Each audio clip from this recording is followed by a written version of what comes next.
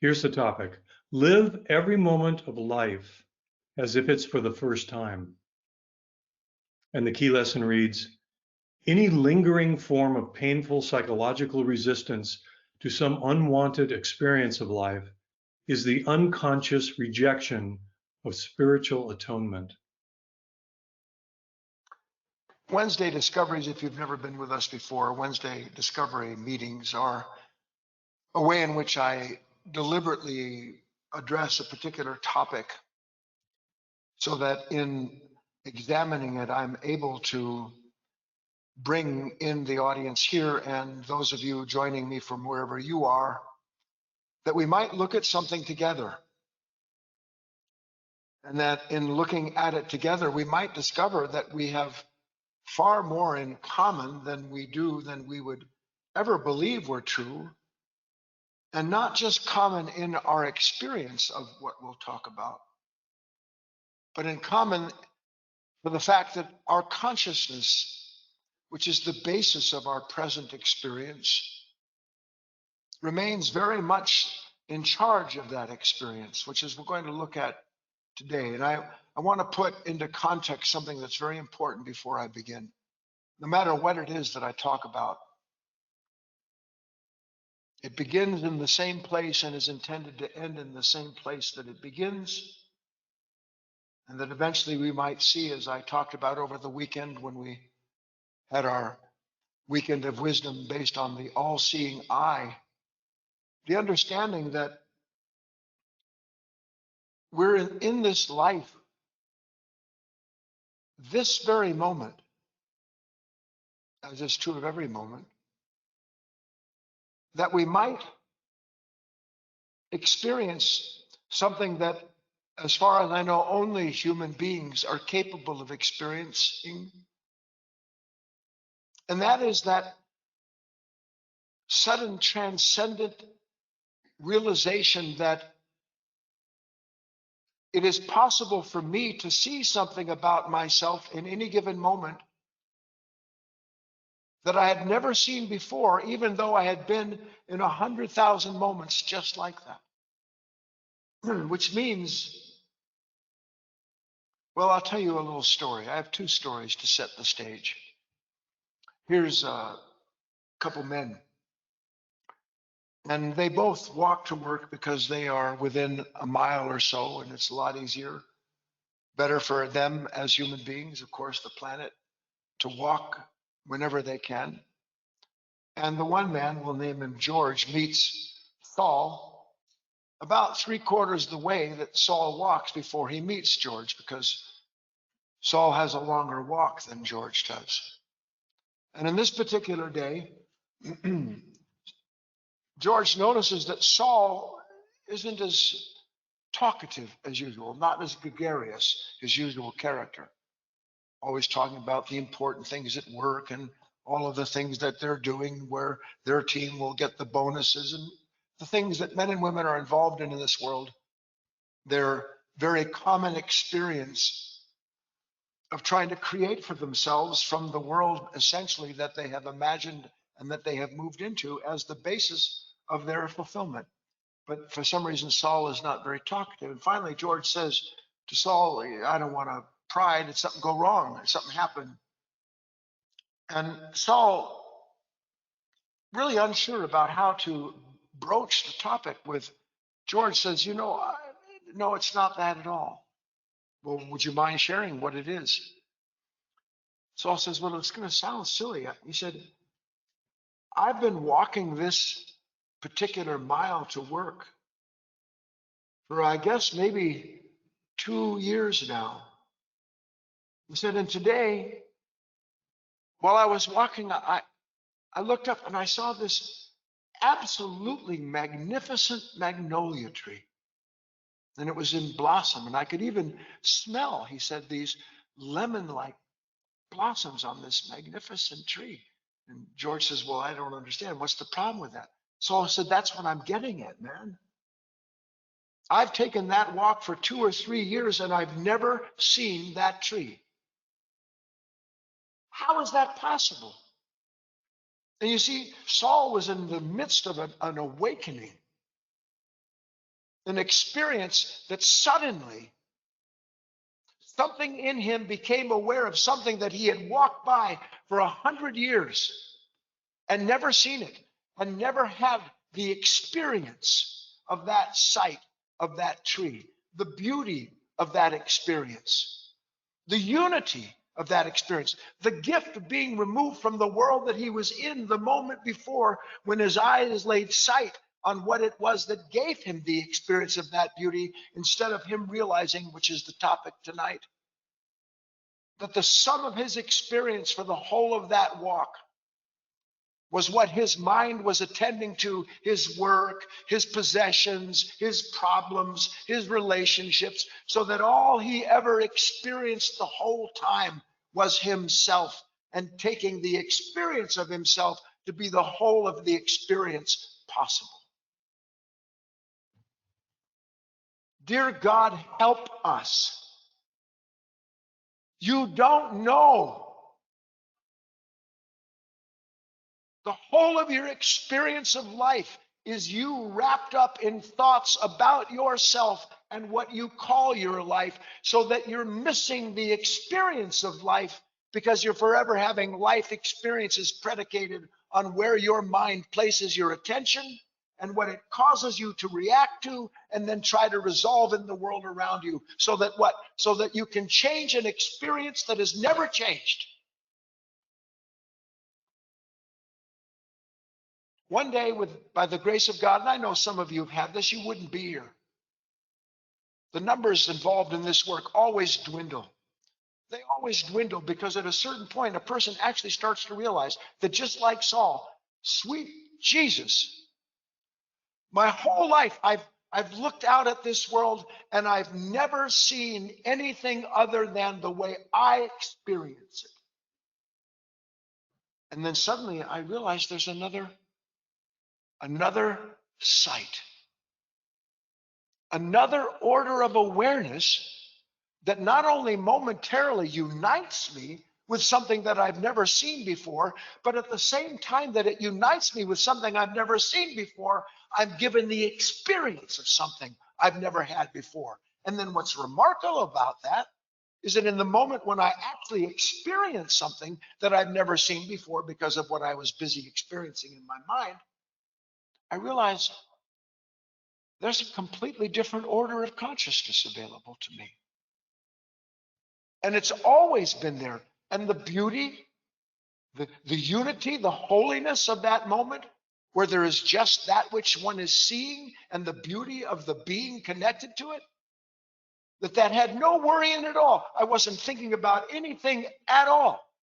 I was just present to the possibilities of a completely different experience of life. That's the introduction. How many of you get the feeling where we're going? Here's another story to strengthen the first one. Here's a father and his young son, and they've gone to one of these giant amusement parks. And his son, the whole way there, can the car go faster?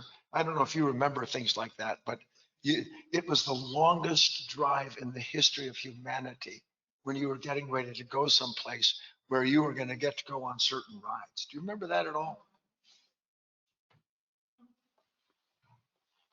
So they get to the big park, and of course, the first thing the boy does is grab his father's hand and kind of drags him over to his favorite particular ride, which is kind of a Pirates of the Caribbean experience, where you get into these boats with sails and you go through all of this amusement. And usually, when they get off the ride, the first thing the boy does is he runs to get back in line again. And for some reason, not only did he not run to get back in line, but his father noticed there was something unusual about the boy's behavior. He didn't have the same excitement over the experience. And naturally, he wanted to know what was going on. So he turned to his son and he said, "Well, what's going on with you? Is there, I should maybe ask, is there anything wrong with you? Do you have a stomach ache? Are you hungry? What's going on, son?" And his son looks at him and basically says to his dad, you know,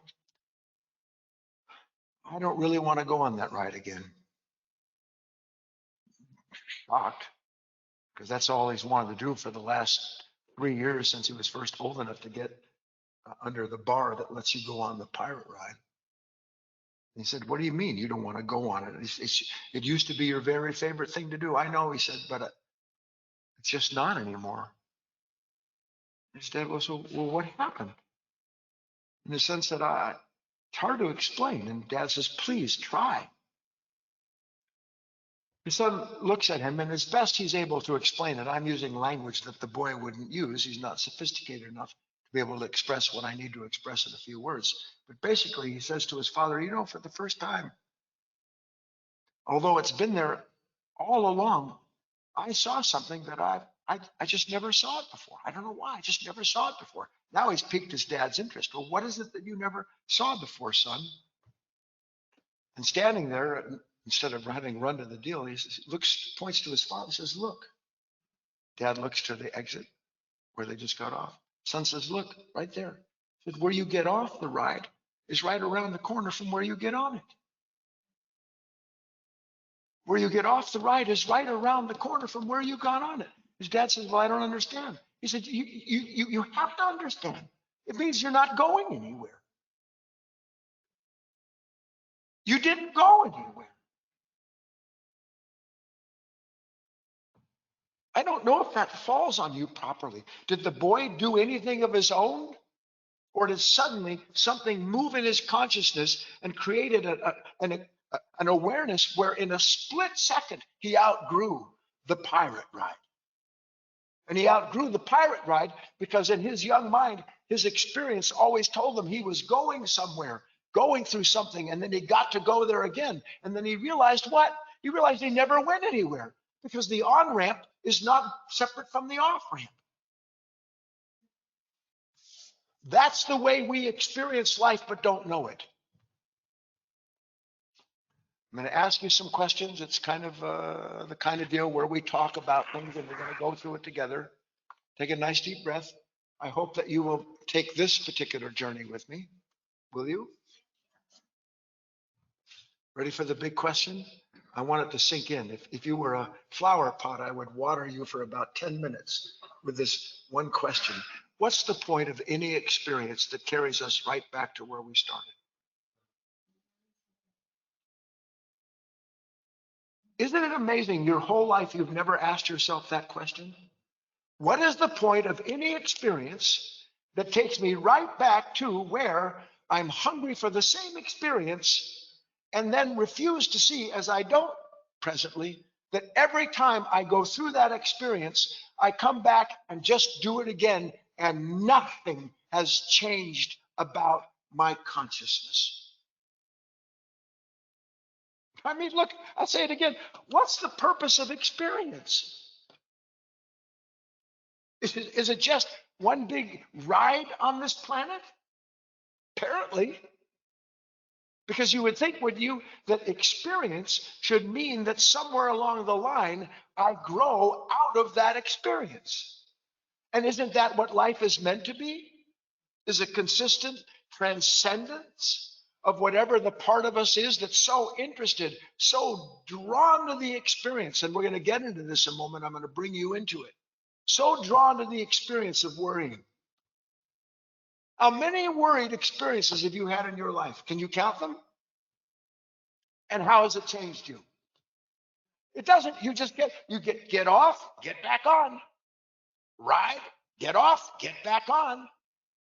Only the difference between the off part and the on part is the number of days, hours, or years between conditions that present suddenly to you this awakening of this part of you that has to have the experience again when not one thing about the experience has changed one thing about you. Do you see it? How is that possible? To leave an experience exactly the same order of human being that went into it. Are we not meant to learn from our experience? And are you going to tell me that you've learned from your experience if you just get on the same ride again and again and again? Oh no, oh boy, what's this? I want that. Maybe no, yes, yes, oh, ooh, ah. Over and over again, same experience, no change whatsoever in the consciousness. Yes or no, out loud.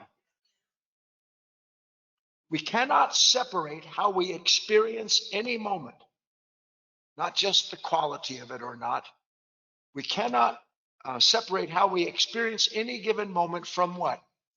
From the corresponding sense of myself derived from that experience. Can you see that?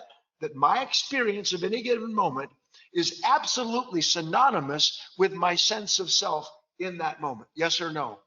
I'm building, so you need to stay with me. What is my sense of self in any given moment? I'm asking you, how many of you, and we'll get into this in a minute, I'm going to ask you, what are your favorite rides, meaning your usual experiences? What would be just one thing? Somebody, what was one thing that you experienced today? Tell me. Well, worry. We hear it quite often. Blame. I mean, we'll get to this, but just for the sake of it. So when I'm worried, what is my sense of self? Is my sense of self separate from the worry? No, my sense of self and the worry are synonymous. They are inseparable, which is why at that level of consciousness, I never change as a result of the experience of worry, because there's nothing in me other than being a reflection of that consciousness as it goes through its iteration over and over again of the exact same sense of self. And then I say, I don't want that sense of self. Yes or no? I don't want to be like this. And now you have the experience and the sense of self of not wanting to be like what everything in you demands that you be like, so that that familiar sense of self can remain in place. Anybody slightly staggered yet? See, I don't want to go too fast over it. I want to look at this so that you can start to see that what we call our experience of life is the ceaseless attempt to change our experience of life. Come on. What do you do all day? You think about your business, you think about your money, you think about your problems, you think about your property, you think about the people in your life. And whether it's attraction or rejection, whoever you think about, it always contains something that you need to control, change, or protect, yes or no? So that what am I always giving myself moment to moment, other than a very familiar sense of myself that is born out of trying to change, control, or avoid the experience I'm having at the moment. If I'm worried, what am I worrying for? I say it's over this or that, but that's not the truth.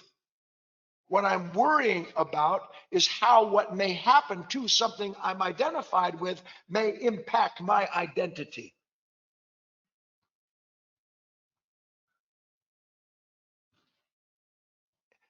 So that means, if you can see it with me, that there is an almost in a constant relationship to the moment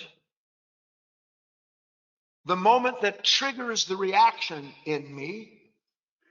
And then in that reaction, the corresponding sense of self that, trying to deal with the reaction, experiences the reaction and then tries to change the conditions instead of understanding the consciousness responsible for that sense of self and that constant experience of doing what?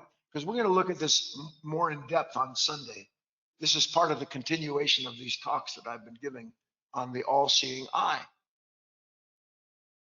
I am conditioned, without knowing I'm conditioned, to always return to the same experience given the same conditions. But do you think you're a conditioned human being? Nobody thinks they're conditioned, because I'm superior to that. I'm more intelligent than a conditioned animal. And yet, if I'm honest and examine anything that comes along, and it's almost, look, it just changes the form. It doesn't change the reaction to it.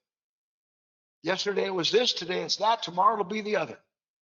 And the minute that happens, up comes a certain threat, a certain fear, a certain worry, predicated on what I'm identified with. So that the root of the experience is actually based in this identification that I have with something in the world, that when the conditions challenge it, I have the same experience over and over and over again. And yet I say I'm not conditioned. That is, in fact, my only response. Please, this isn't incriminating. This isn't a judgment. I'm kind of begging you to see that given a certain set of circumstances, regardless of the form they take, you have one response to it, and that is to come up with a certain reaction whose experience becomes the basis of your identity. And the more you're locked into that identity, the more you try to change the condition you say is responsible for it. When it isn't the condition that's responsible for the identity and the corresponding experience, what's responsible for the identity and corresponding experience is the consciousness that is conditioned to only respond in a certain way and derive the very experience that then you say you don't want. Is it phenomenal? It is phenomenal. I'm going to slow it down. I want to share with you something I stumbled on while I was trying to figure out how to present this material. Albert Einstein, arguably a brilliant human being, if not in his own way enlightened. And I'll tell you why. Most people don't know that Einstein was, and you can call him whatever you want, a mystic, a Gnostic. I'll explain that word, a Gnostic. He said, you might want to write it down, the only source of knowledge is experience. The only source of knowledge is experience. Now, can you say that you have experience of those moments where you continue to identify with and derive your sense of self from the same old experience? Or would you agree with me that you may be able to say these things, but you have no real knowledge of it at all? Yes or no? Now, I want you to listen. I don't know how to convey these things other than to try to bring you into the mojo of the moment. If he said the only source of knowledge is experience. Now, what does that mean? That means that he did not create the theory of relativity until he first experienced it.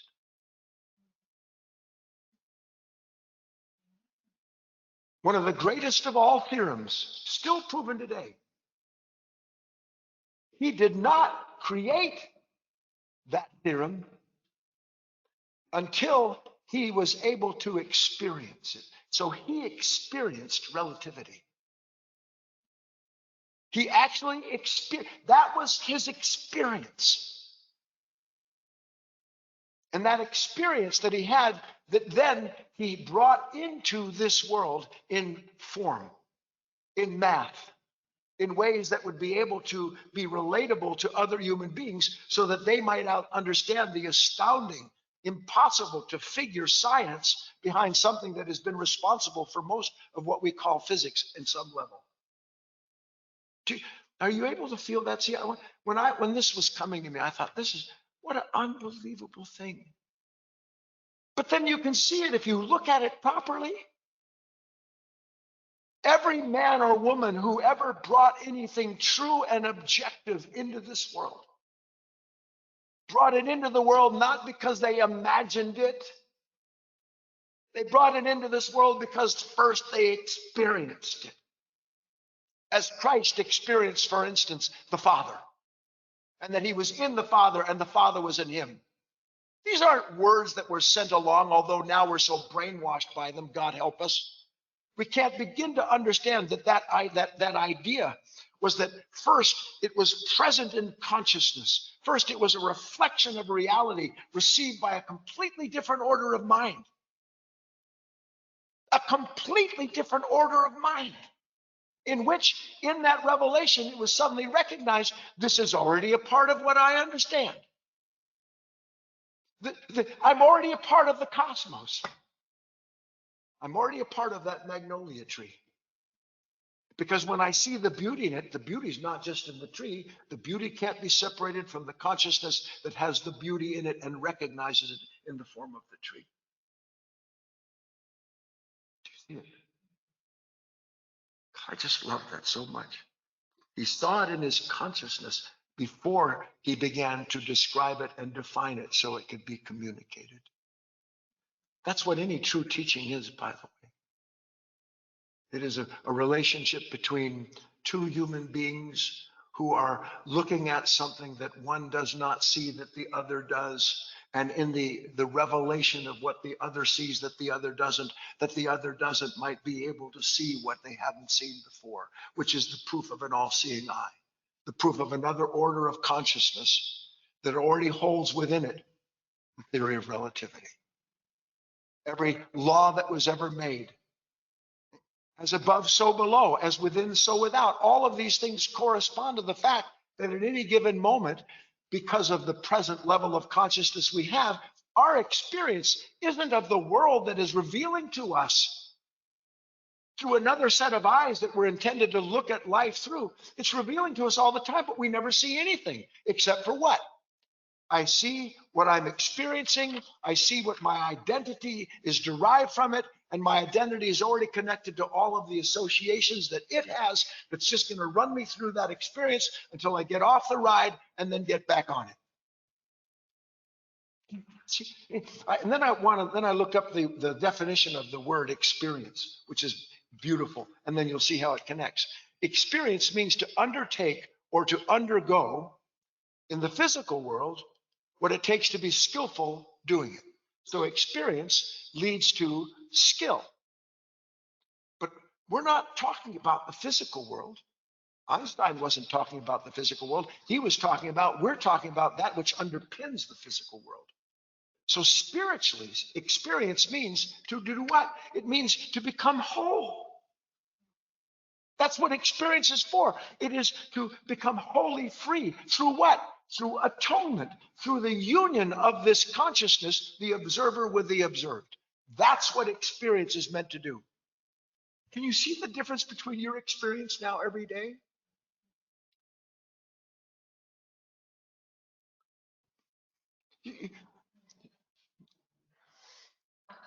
You're meant to live in another world while you're in this world. You're meant to. But you're not walking, like, you've ever seen really spiritual people walk, I'm not talking about that. I'm saying that while I am in this world, I am in another world. And it is the other world that makes this world make sense. This world cannot make sense of the other world because all this world can see is what it imagines is the other world, and then have the experience born out of imagination. And no experience born of imagination is transformative other than it convinces and continues to create the corruption of a soul that believes what it imagines is real is reality itself. 30 minutes. So are we touching base? God, I hope we are. All I want to do is just to give you a moment of seeing what you haven't seen. That's all. And if the teaching, if the work succeeds as it is given to me to give, then you sit here wherever you are, and for a split second, you see something you've never seen before. Now, why is it that I never saw that before? Why did it never occur to me to think to myself, as an example, I've had the same experience a million times. Happy, sad, want, don't want, going, not going, at peace, anxious, same experience. And why hasn't that experience changed me fundamentally? And we're going to look at that together, because to understand the real nature of experience is to bring about a fundamental change in the consciousness that you presently live from, that within which, if I've shown you anything, already exists what? Talk about a completely different order of experience. What if you were able, as you're intended to look out and see the simplest natural setting? And in the view of that simple natural setting, which you don't usually see, to suddenly realize everything about the whole of your life is unfolding in that very moment, and it's entirely new. But it's not new for who you have been, because who have you been has nothing new in it. It just has the recurring reincarnation of a consciousness that continues to experience itself. And then you wonder why you're bored. Have you ever thought that, oh, I'm so bored. Maybe I should eat something else now. I should go shopping. I should do something. Haven't you ever? A human being never thinks to himself, why am I bored? I'll tell you why you're bored. All you have is you. Because if you have what you are intended to be in relationship with, which takes work, not automatic, it's not even easy. But considering the difference between what we call easy, which is the repetitious experience of my relationship with people, don't you see that? When you're with people, I guarantee you, and one day by the grace of God, you'll see it. You've got about 8, 9, 12, 13 different reactions with all the same experience born out of it. And it almost always has to do with, and this is Sunday's talk, what you want or what you don't want in that moment from that person or that condition. So that our experience is by and large nothing but the ill-begotten effect of wanting and not wanting, which belongs to a divided consciousness that gets what it wants by wanting and not wanting, because it keeps the sense of self in place that's going to fix or change the experience that it can't change because it makes the experience it doesn't want. Do you see it? All right, let's bring you into it. Then we're going to go deeper. I actually have something even more important to share with you. I want to go through with you what are some of your favorite rides. You understand what we talked about, meaning what are some of the experiences that you repeat and repeat and repeat every day, and at least to some extent maybe suspect in some way that that experience has taken you absolutely nowhere. It's taken you absolutely nowhere. I'll give you a couple lists. I like to prime the pump, a couple points, and then I'm going to bring you in and everyone out there. How about the ride called guilt? The ride called regret? How many of you know the ride called regret? And how many times have you gone on that ride? How about resentment? You get on the ride called resentment, and where does it leave you off? It seems like it took you a long place, doesn't it? Boy, that was some ride. And then I get out, having spent the energy that I was given to be connected to another order of life, and that energy spent, and I'm then connected in such a way that I can't even see that the exit is right where the entrance is. Is it not? One more, two more from me. Anxiety. Oh, man. Worry, worry, worry. When I worry, is there any question as to the sincerity of the experience? Is there? No, I'm a good person. I worry. I'm anxious. I'm always anxious, by the way, not for the moment, but what the moment is telling me may happen. How many times have I gotten on that ride called anxiety? And when I have the experience of that anxiety, the rest of me, because it doesn't know, cooperates. It's like one of those chairs that you get into that has 1,000 fingers and heat and bubbles and all that stuff. It's exactly like that. I get into the chair called anxiety. Oh, man, woo, this is fantastic. But I hate it. And I stay in the chair. Oh, God, I wish this would stop. No, get that point over there. Get that. Because it's always looking for something to justify itself, isn't it? And why is it looking to find something to justify itself? To continue the experience and the sense of self connected to it. Don't you want to wake up? God himself, God herself, God itself wants you to wake up.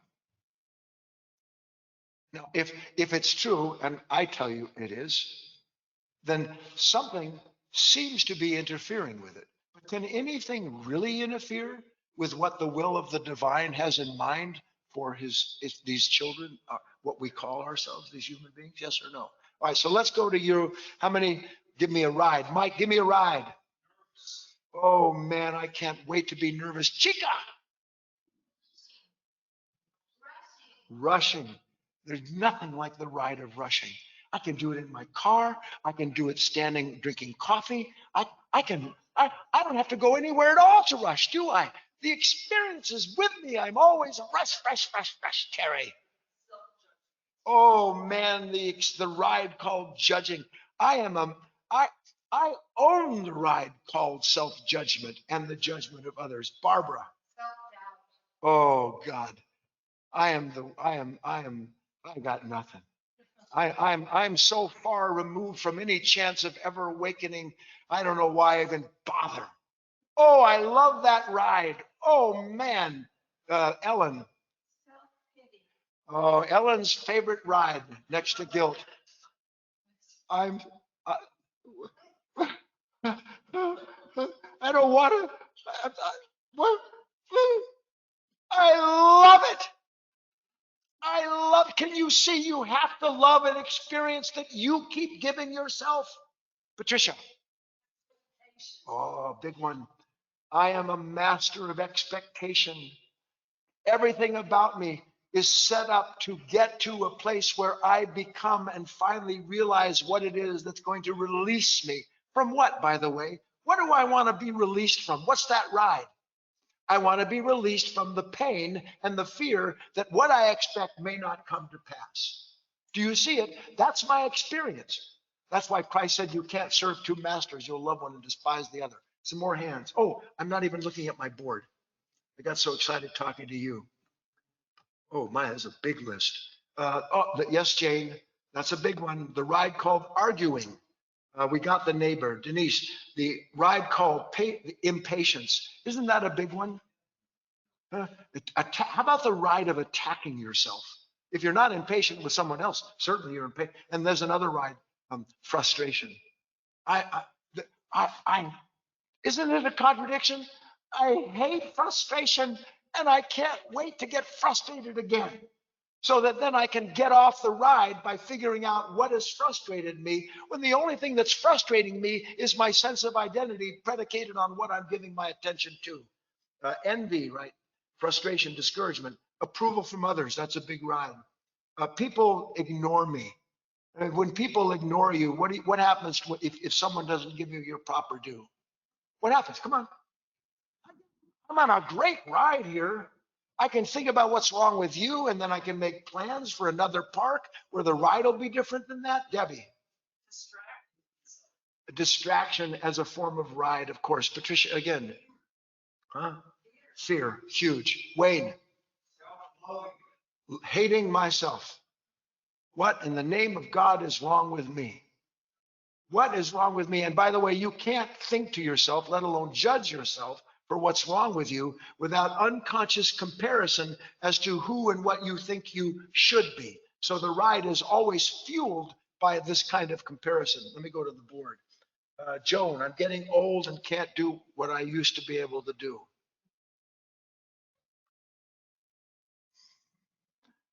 Repeated experience is stealing from you the vitality you need to see the consciousness that can't wait to get on the ride of feeling too old, of worrying about him or her.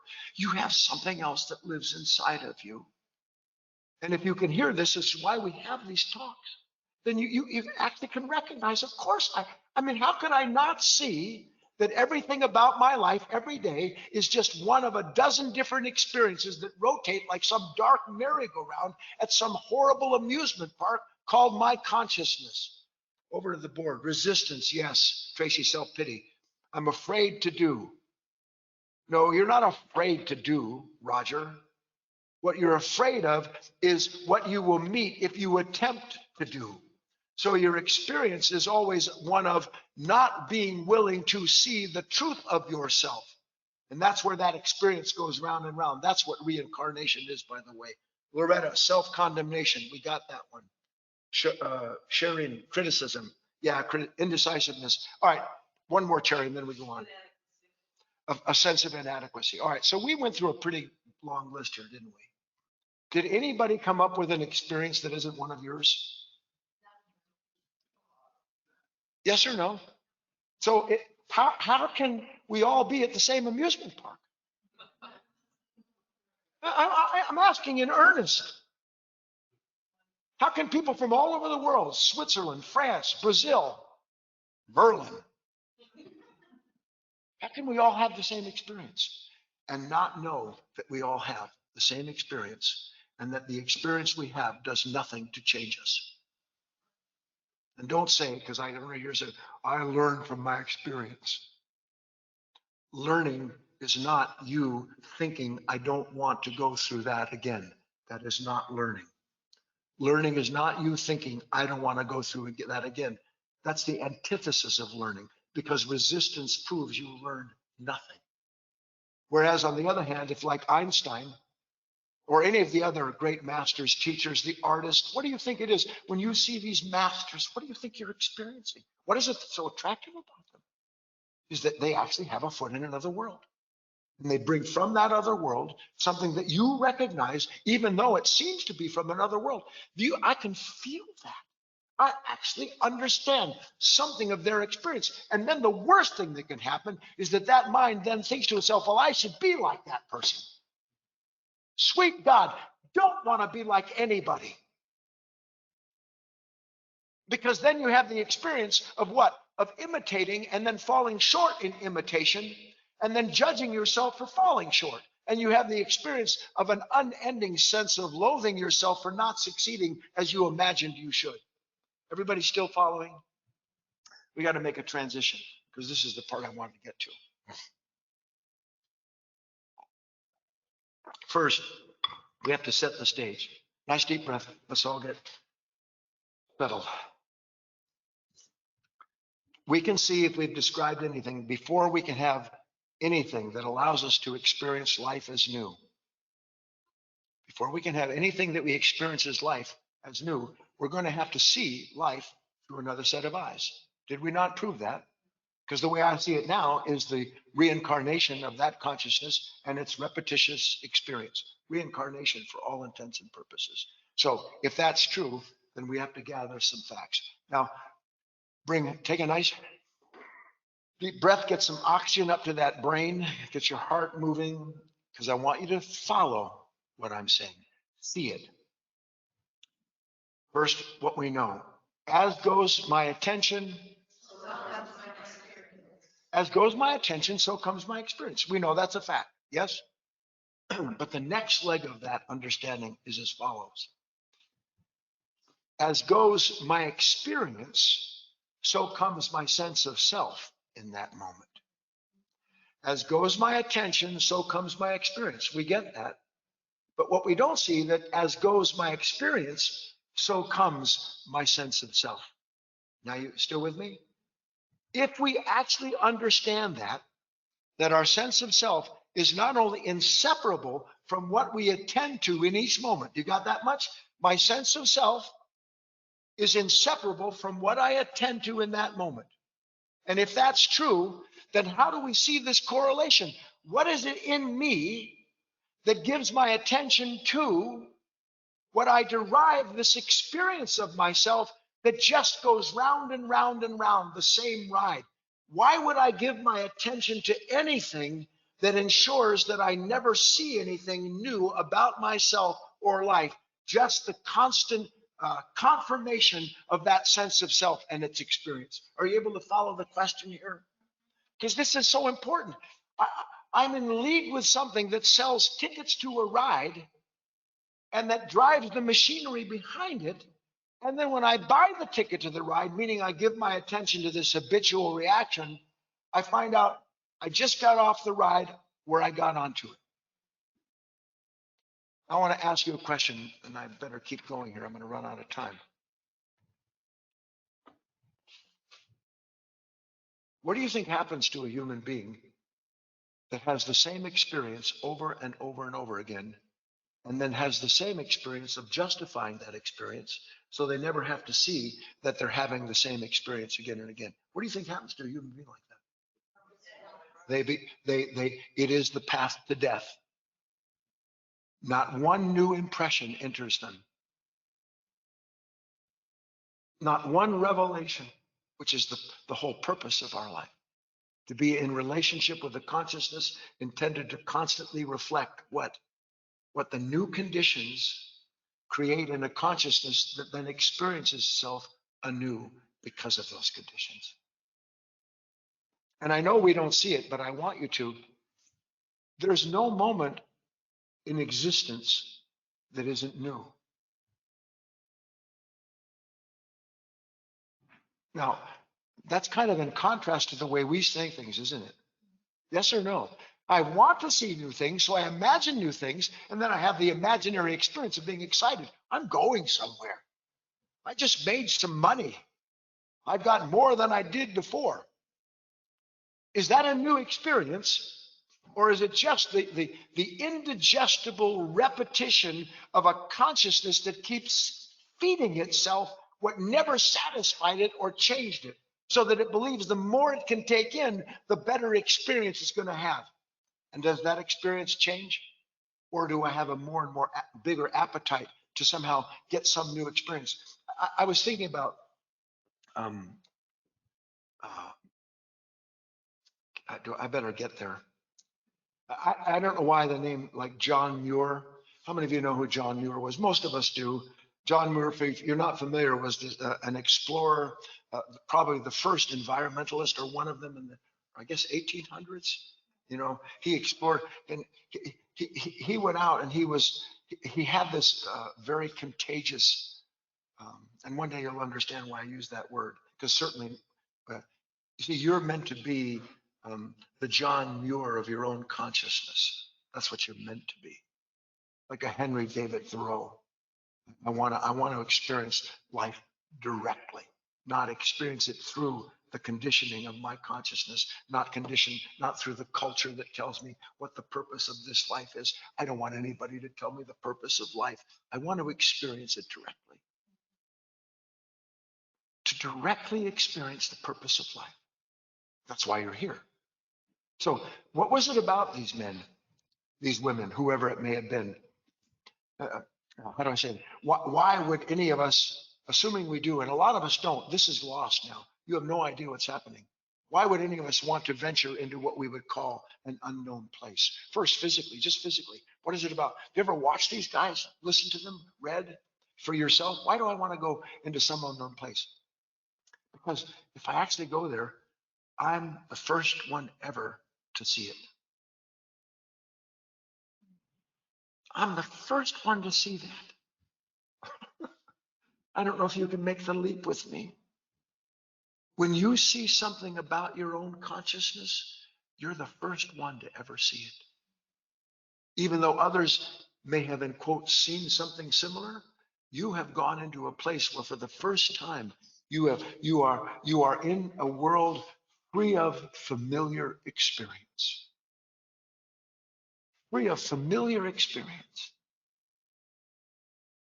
See, why did the boy not want to go on the ride again? Anybody?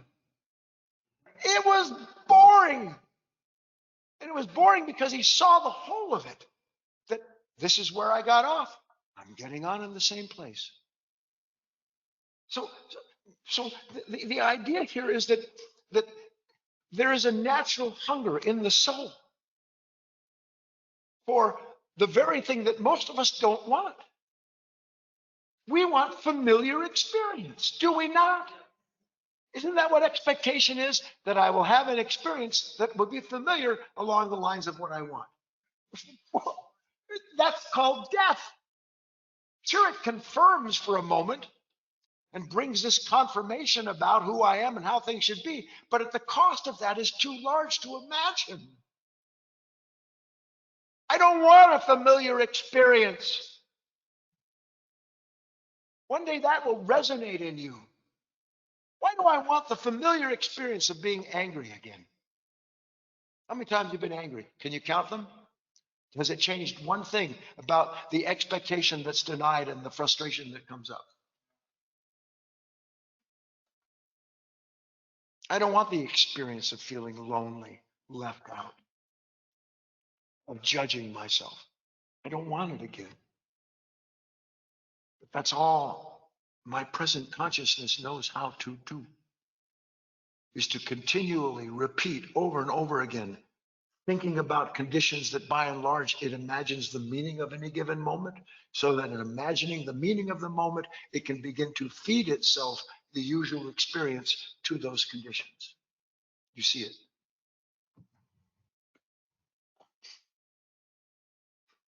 I better get to the exercise. I just want to reiterate this idea. I touched on it Sunday, I believe, where I talked about the palette of the present moment, all of the colors, character, quality, and how and how the palette is always changing, isn't it? Meaning, isn't every moment, though we don't see it, just like the man walking by the magnolia tree all those years never saw the tree? We don't see the palette of life. Actually, it's a palette of light, to tell you the truth. We don't see the palette of light.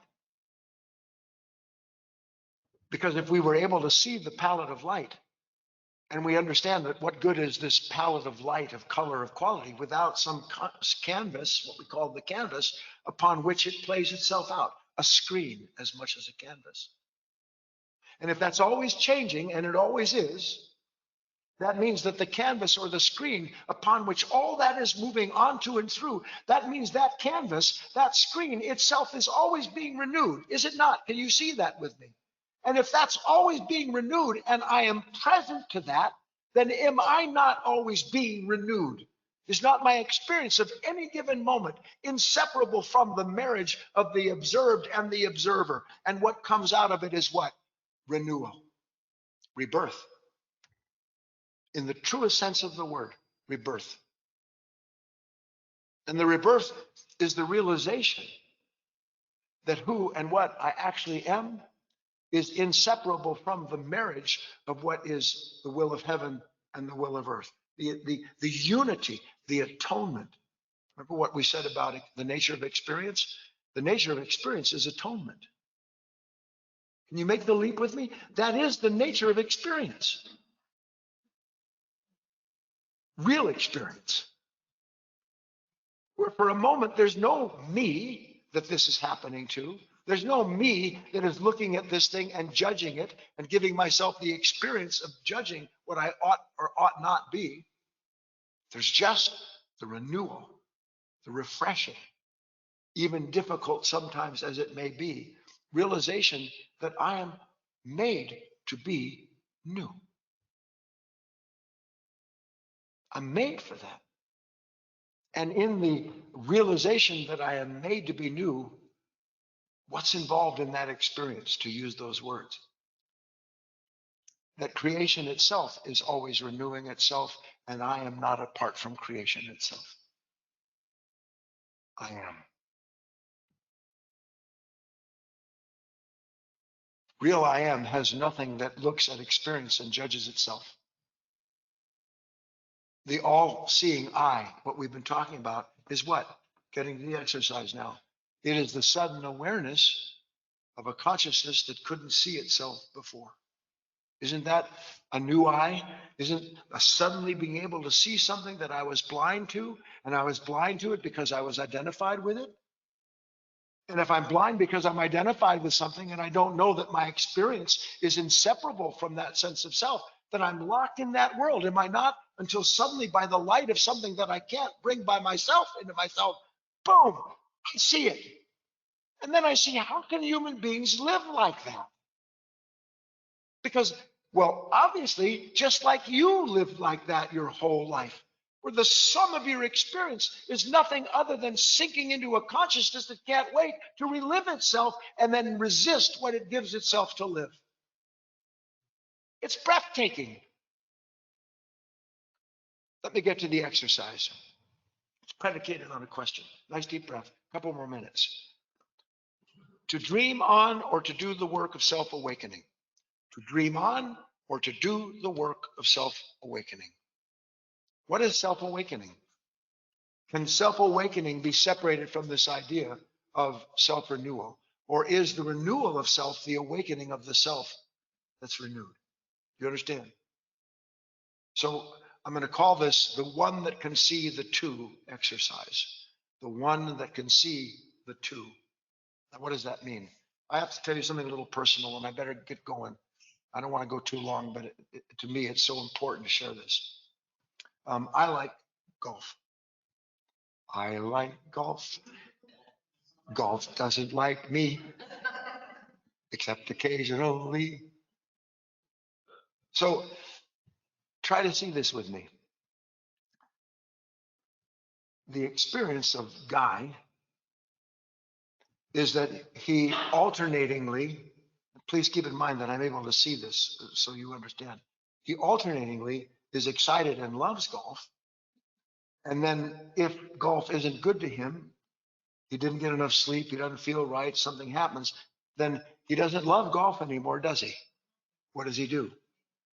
He hates the moment of golf and thinks to himself, I should give up this game because what's the point? It's torture.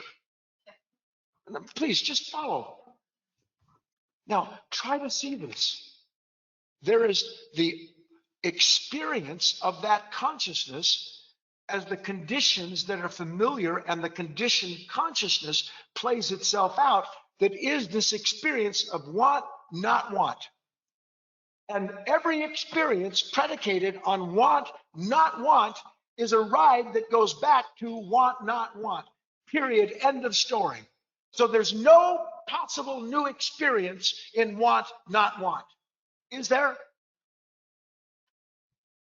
But there is this altogether different experience of that same moment born out of being aware of that experience.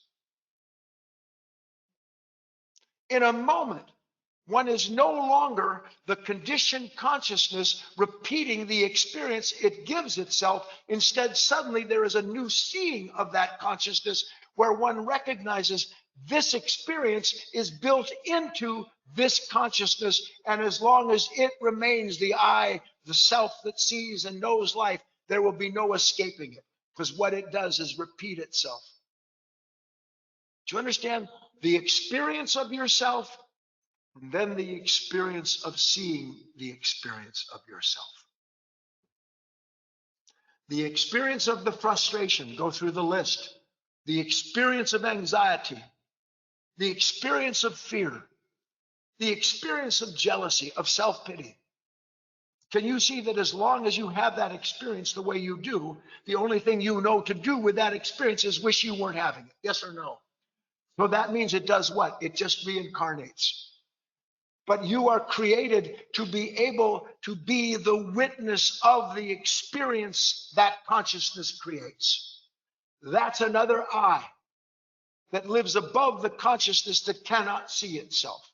It's another order of light that already exists in you, or you couldn't even understand what I'm talking to you about sitting here. So the task is, that's why I say the one that sees the two. The task is to realize that how do I say, you can write this down if you want. There's more to this moment than whatever meets this I. There's more to this moment than whatever meets this experience and keeps having it. And to understand there's more to this moment than meets the I comes from what? Another understanding of I that allows me to see for the first time in my life that when I'm frustrated, angry, anxious, afraid, captured, rushing, that all I see is the reason for my experience instead of being aware of the consciousness giving me the reasons for that consciousness.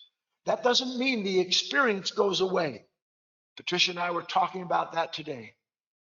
Just because I understand I keep having the experience of worry doesn't mean that the worry goes away. But it does mean if I will simply work to be present to that consciousness, that I'm bringing into that moment a light that belongs to another world.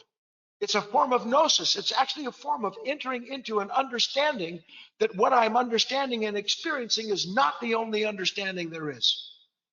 And if I will stay with the experience of observing the experiencer of this life, then by eventual, how do I say, why did the boy stop taking the ride? He just got tired of going nowhere. One day you will see that your negative states, wanting and not wanting, goes nowhere. It just keeps giving you the same experience of yourself. And when you have finally seen that experience of self and the consciousness that produces it is useless, you will begin to die to yourself. And out of that death will come another order of I that understands why you had to do that and go through that. And you will exit that moment having a completely different experience of yourself than the one that went into it. Let's take a break. We'll come back and have our dialogue. We have Guy, Stephen is wanting to talk to you. Okay, sorry, it's my first time to ever have this working. Hi, Guy. I've listened to you for years and I wanted so long to thank you. This has really changed my life. I'm glad, Stephen. Let's take a nice deep breath and experience what it's like to be together.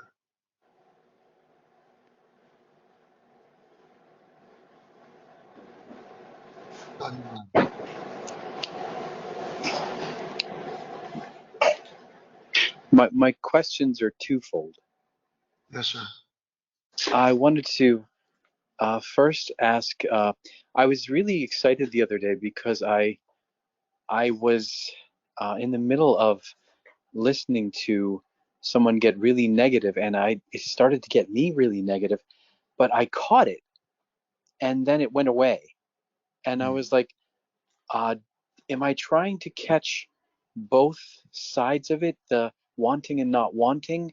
Or was, I'm excited about the experience, but Hey, I, Steve. yeah. May I call you Steve or Stephen? Which do you prefer? Oh, Steve is fine. Steve, I hope you get the drift of this. If somebody walked up to you and said, I want to give you this 1 ounce gold coin, would you think to yourself, do I want it or not want or No, I'm just excited to have it. yeah, that's it. Leave Okay. it alone, man. Okay. I'm there. I could see that I was starting to get negative, and then I realized, in the context of today's talk, this if I get negative here, it's just the same experience. And by the way, I will generate in the person I'm talking to the same experience in them. And wow, I didn't give myself that sight suddenly by the grace of some light due to my work. By the way, I suddenly see I'm getting negative. I never see I'm getting negative. I only see what makes me negative. And in that moment, I have enough to go on to not go along with that experience and to become the observer of that instead of the servant to it. Got it? Yeah, thank you. And I made a mistake of stopping the work once, and I'll never make that mistake again. Yeah, and that's quite proper. You don't try to stop a flower from opening and blooming so that you can examine the petals and figure out what's going on. You participate in the experience. Only the beauty of this work is that you get to experience one world and at the same time experience the consciousness that has that habitual experience. So you're actually lifted above that world. Something goes before you to make the crooked places straight. Thank you. Yeah. What's the other question, Steve? Uh, it was basically the same side. So I think the other side of the same coin, where I was wondering if I just wanted to go by impressions or did I want to think through the wanting and not wanting of it. I think you already answered it. Yeah. I don't know what tradition it is. Maybe it's Zen or some form of Buddhism or martial arts. They call it no mind. No mind. Now, for us, we already have no mind, but it's not the kind of no mind that we're talking about. No mind means I'm the witness of my mind, not the one living out its experience so that it can repeat the sense of self that it does. Watch, watch, watch, watch. But importantly, and I alluded to this in the talk, and I will go deeper on Sunday, I must understand. Let's do it again. As goes my attention, so comes my experience. as comes my experience, so comes my sense of self. Yeah. And if my experience is coming out of what my mind is unconsciously and self experience again and again and again. We need our attention. It's critical. All right, Steve, good? I had to mute him, Guy. There was a lot of feedback. I know that he thinks it's good. I'm glad. Yes. Steve, Yeah. now that we got this straightened out, let's talk as often as possible. On we go, Doug. All right. Guy, we have two leftover questions. Let's take the first one from Susanna. Then we have Kimberly in the queue. So here's the question from Susanna. She says, so the answer is not to bounce from one extreme thought or another, reacting, thinking who to blame and what to do. The thing to do is just to observe and stay in the moment, suffer the moment, stay in the pregnant pause. Yeah, I like that. There's nothing wrong with that. Again, I know this is subtle. Forgive me in advance. If we think to ourselves the answer is to not bounce from one extreme thought to another, am I not bouncing from that extreme thought or another? In other words, I'm apart from what I don't want to be bounced around by. If I'm present, Susanna, to the fact that this consciousness is a giant, what do you know, those balls at the pizza place, those places where you jump into a big pool of balls, you know what I'm talking about? You ever do that, the ball pit? I did once. I sank right to the bottom. They had to rescue me. If I recognize that all the time I'm leaping into something that by leaping into it unconsciously pushes back, then eventually I recognize I mustn't leap into that. So then it isn't a question of trying not to or to do something. It's always a question of watching what happens when this consciousness inevitably takes the leap that it does in order to give itself that sense of life that it does. The more I see that, the more I'm going to be that boy or that man. How did I live this long and not see the pain that someone else is in? How did I live this long and not know that when I'm caught up in the experience of being negative, I'm hurting everybody I know? How did I live that long? See, then as you see these things,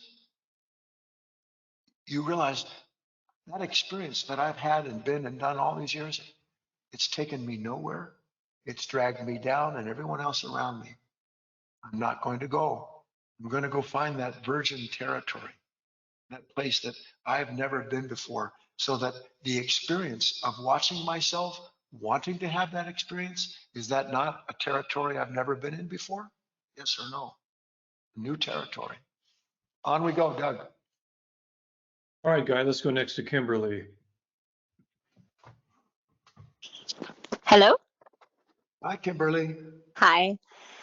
My question is, it takes so much attention to remain in no mind. Like I can stay there for a few minutes, maybe like even 10 or 15 sometimes if I'm lucky with meditation, but then I slip back into the mind stream and I don't even notice the floating away. And then like the next day, I can't even remember what it felt like or much less how to wake up again. And so I come up with these like little key phrases or reminders, but they Let's see never if, work as let's see if well as it did. anybody in the room knows what you're talking about. Anybody in the room? No. You can't see them, but everybody's laughing and raising their hand. Exactly. So what's the problem? How do I remind myself how to step out of that dream state more effectively? Because every little key phrase reminder that I come up with stops working after a few days or weeks. Yeah. Okay, so look, thank God. How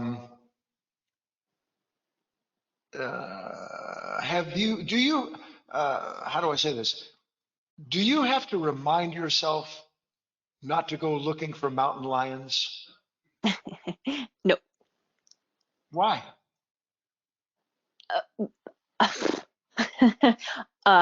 Because, well, I suppose the real reason is it's not part of my ordinary day, but the answer you're looking for, I think, would be because they are dangerous. Yeah, if I go looking for a mountain lion, I'm going to get mauled. Yeah. You have to be reminded not to go into a bad neighborhood. No, of course not. Well, why? Because I would be scared. No, because I intuitively know better than to do that. Yeah. Well, one day you will know better than to go to sleep spiritually. Yeah. I You hope. won't have to think to yourself, how do I maintain this? Because you'll have tried to maintain it for so long, God willing, and disciplined yourself as challenging as it can be until you realize that you're never going to break down the gates of heaven because you're not. And when at last you know you're not going to break down the gates of heaven, lo and behold, there's the gates of heaven. Because there's no longer a you trying to become something, trying to manifest or realize something that is in your imagination, even though you may have had a glimpse of certain things as you've described. It's so beautiful. I just can't get you to see it yet because we want to see and attend to what we've imagined our life is supposed to be like, so that then I can have the experience that I've imagined, failing to see that every time I try to live up to the experience I've imagined, I suffer for failing to live up to the experience. Yeah. Kimberly? Yeah. Yeah. Absolutely. There's no comfort in what I said, is there?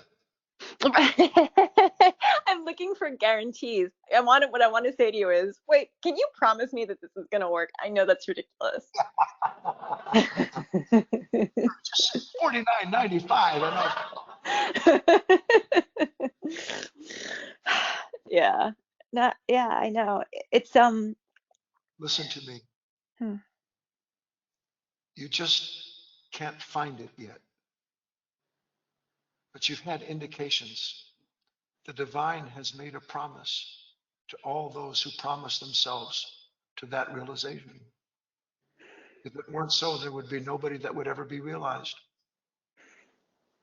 If there weren't something that urged Einstein, that urged St. Paul or Jesus or any master at any point in time, that urged them to have this gnosis, this experience, this unity, because something in them was drawing them into that.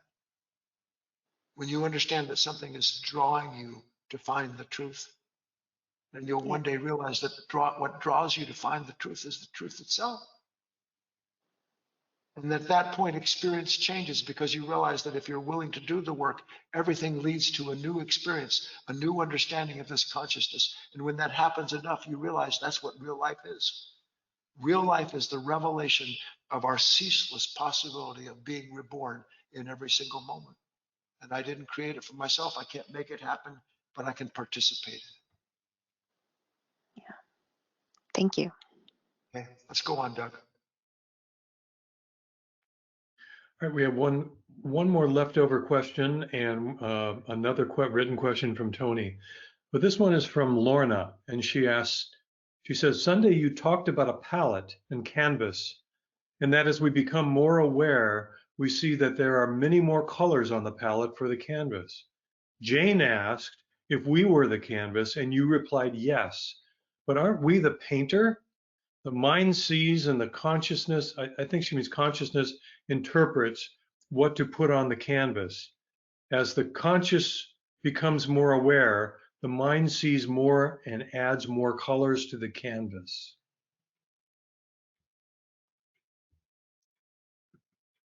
No, the problem with our life right now is that we are the painter. That's the problem, not the solution. Humanity, especially in popular spiritual teachings today, has been brainwashed to believe that somehow you can manifest majesty. You can't manifest anything than what your imagination gives you to think about. And whatever your imagination gives you to think about is part of the content of a conditioned consciousness locked in the past, trying to escape itself. So the more we paint the canvas, what we're painting with is nothing other than our imagined relationship to this palette. We don't need to imagine the colors, the characters, the quality, because they are inseparable in the very moment that they appear on the canvas. They're one thing.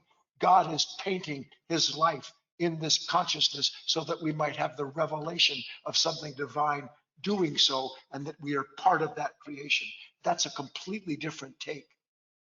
So as hard as that is to understand, again, you don't have to get it with your mind. You just have to continue to see, what is this experience I'm having right now if I'm unhappy or negative? It is inseparable from what this consciousness has taken and called the colors of the moment, which is the content of itself, and it's busy painting something so that it can look what it's painting and go, I don't like that, or I don't like it and I'll get something better, and then I'll paint something else for myself. And sorry, all you do is paint yourself into a corner.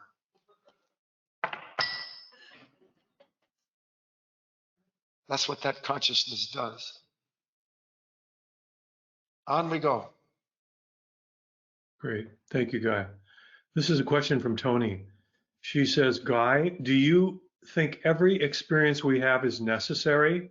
Does our own consciousness attract the experience, or is there a divine intention here, or both?